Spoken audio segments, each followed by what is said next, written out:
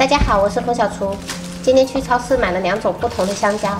朋友们应该都知道，香蕉是一年四季家里面都会吃的水果，因为它便宜又好吃。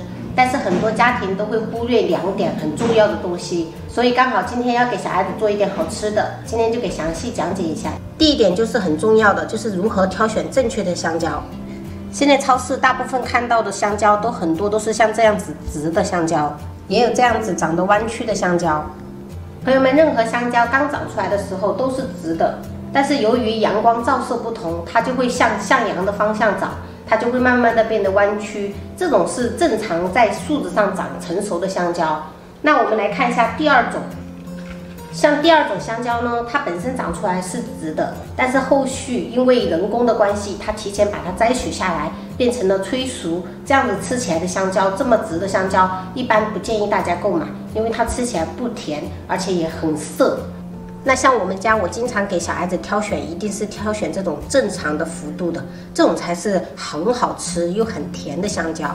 那这种直的香蕉呢，今天为了拍视频买回来的，但是这种本身吃了对人体没有害处，只是说它不甜，反而很涩。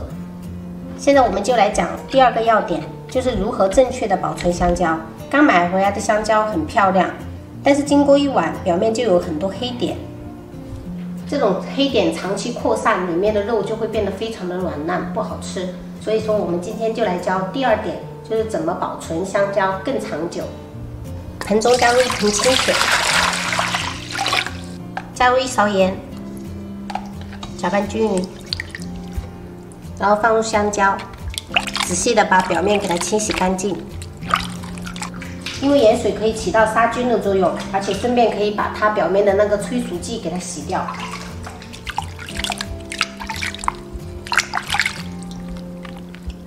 然后我们准备1张厨房纸，把它表面的水分给它吸干。香蕉的根部会散发乙烯气体，从而导致香蕉过熟、变黑变烂。我们用保鲜膜把它的根部给它包起来，让它处于一个密封的状态。这样子，我们已经给它处理好的香蕉放到阴凉的地方保存，吃上1个星期都不会坏，而且非常的实用。现在准备用香蕉做甜点。碗中准备200克普通面粉、20克白糖、2克酵母、122升纯牛奶，搅拌成絮状，然后上手揉搓，揉成光滑的面团。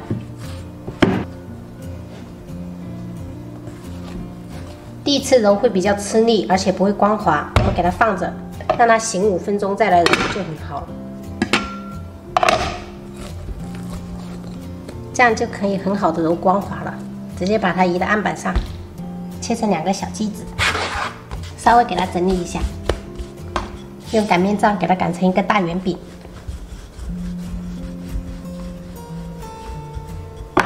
碗中加入1根香蕉，然后给它捣成香蕉泥。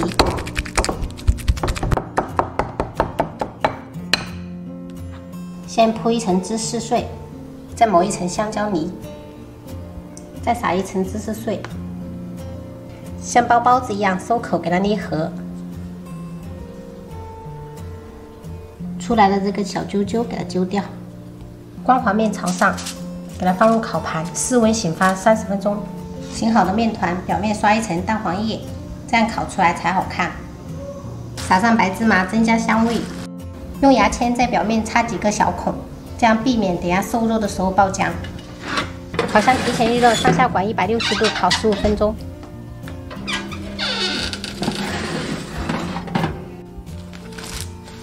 会爆浆的香蕉饼，好不好吃啊？好吃。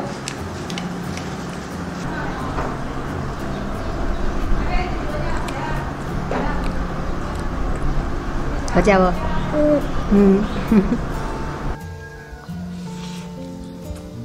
哇，爽口的芝士跟香蕉味，太好吃了。